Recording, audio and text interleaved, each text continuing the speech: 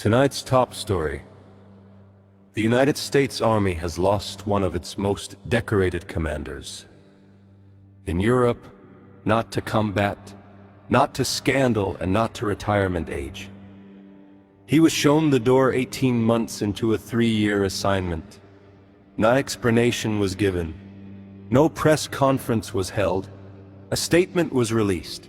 It thanked him for his service. And that was that. General Christopher Donahue is not a paper general. He commanded Delta Force. He led the 82nd Airborne Division. He was the last American service member to board the final C-17 out of Kabul, Afghanistan in August 21. That photograph, taken in night vision green, became one of the defining images of a generation of American military history. After Afghanistan, Donahue was assigned to lead U.S. Army Europe and Africa, overseeing American Army operations across 2 continents and commanding NATO's Allied Land Command. He was widely considered by military insiders to be on track to become the next Chief of Staff of the United States Army. He will now instead retire on July 2nd, 2026.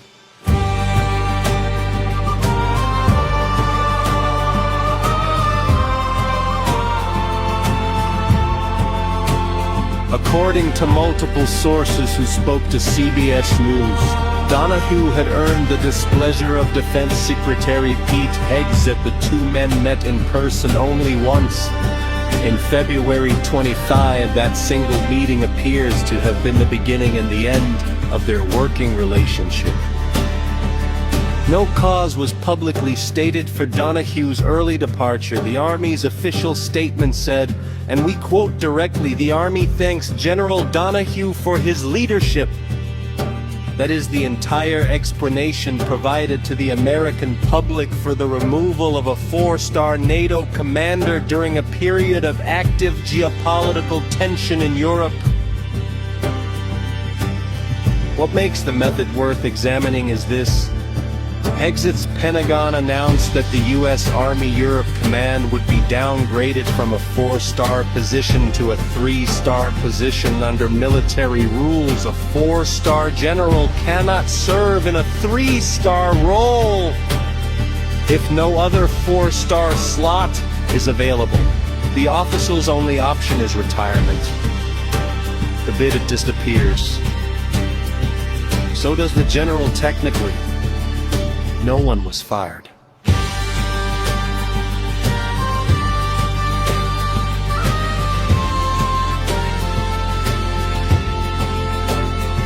Retired Admiral William H. McReven, the 4-star Navy SEAL who planned and oversaw the operation that killed Osama bin Laden, published an op-ed in The Atlantic this week addressing the broader pattern.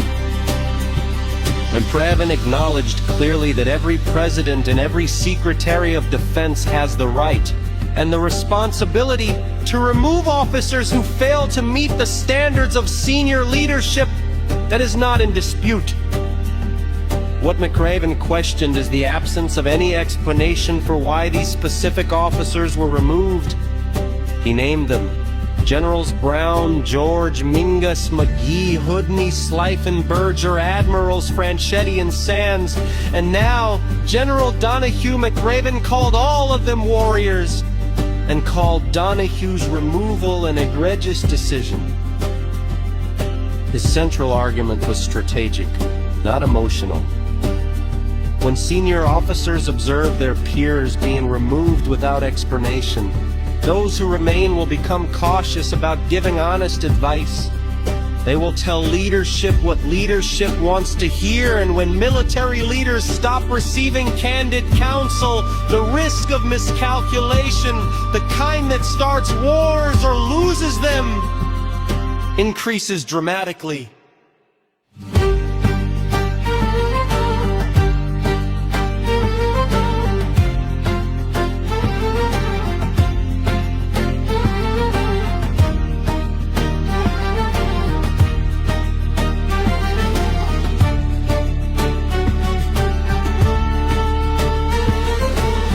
What does this mean for NATO? General Donahue spent his tenure in Europe developing a concept known as the Eastern Flank Deterrence Line, a shared data network enabling allied forces to coordinate drone-based defense using artificial intelligence targeting. He built this framework drawing directly on lessons observed from the Russia-Ukraine conflict. He leaves now, with that war still unresolved, with approximately 80,000 American troops stationed across Europe, and with Hegseth simultaneously conducting a 6-month review of U.S. force posture on the continent. NATO, all allies have quietly accepted that American troop numbers in Europe will likely decrease. Many had hoped the transition would be gradual. Directly, Ulvancic suggests otherwise. A retired American general, speaking anonymously to Newsweek, said plainly that neither Europe nor the United States will be stronger when Donahue steps away. Over 20 senior military officers have now departed the Pentagon under Hegseth's leadership since January 24. The administration has the legal authority to make these changes. What it has not provided is the institutional reasoning behind them. Admiral McCraven's closing line in the Atlantic stated, "Members of Congress should demand answers.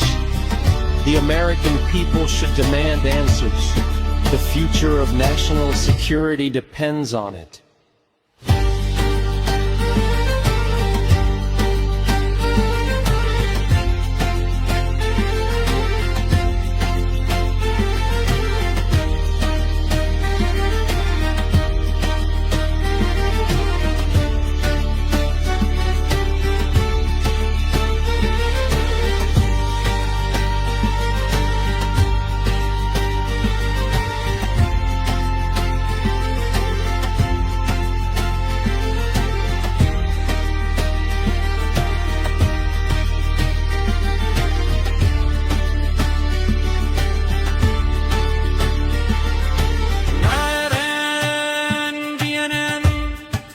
Makes no judgment on whether those answers will come. We simply